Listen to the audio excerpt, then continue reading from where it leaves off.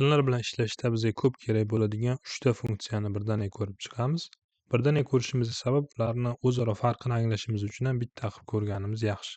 Bular propis, strochin, propnach funksiyalar hisoblanadi. Bular funksiya joyida matn bilan ishlashda ham juda ham ko'p qo'llaniladi. Bularni qiladigan vazifasini amaliyotda mana ko'ramiz. Demak, berilgan hamma matnni katta harfda, mana bunisi esa kichik harfda, mana buni esa boshini katta harf, qolganini kichik harf qilib beradi.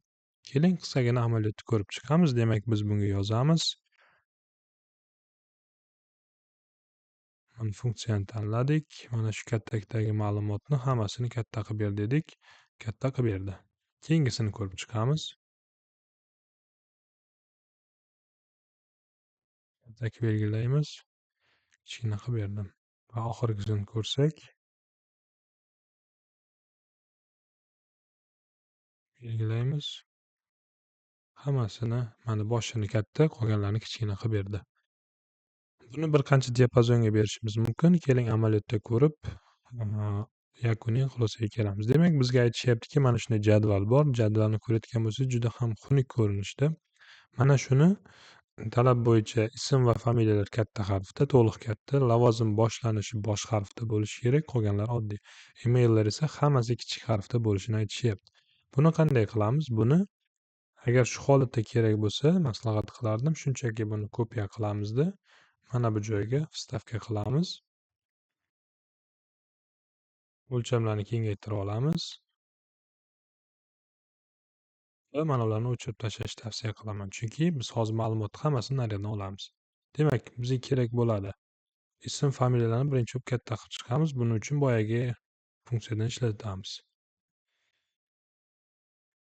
Buni belgilaymiz. Va bu zarf qilib berdi. Mana shuni o'ngga tortsak ham bo'ladi. Bu yonidagini ham oldi. Mana shu ikkalasini belgilagan holatda to'liq pastga tortsak, ism, familiya hammasi juda ham katta harfda bo'ldi. Buni qilsak kengroq bo'ladi. Endi keyingi qiladiganimiz lavozimni kichkina qilishimiz kerak. Lavozimni kichkina qilishimiz uchun mana bu strochin degan funksiyadan foydalanamiz. Yo'q, bizda email kichkina harf ekan, demak lavozim boshlanishini keladigan bo'lsa, demak mana bu propnach funksiyasidan foydalanamiz. Demak, propnach qilish uchun barobarni bosamiz. Prop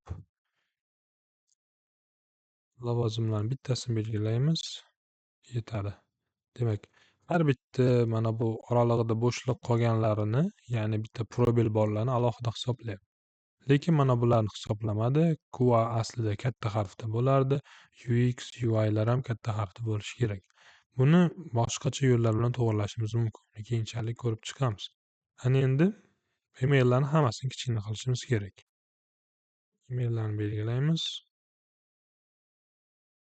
Mana vazifamiz tayyor. Aytilgan talablar bo'yicha hammasini tayyorladik. Endi buni bemalol bizdan talab qilingan joyga jo'natishimiz mumkin.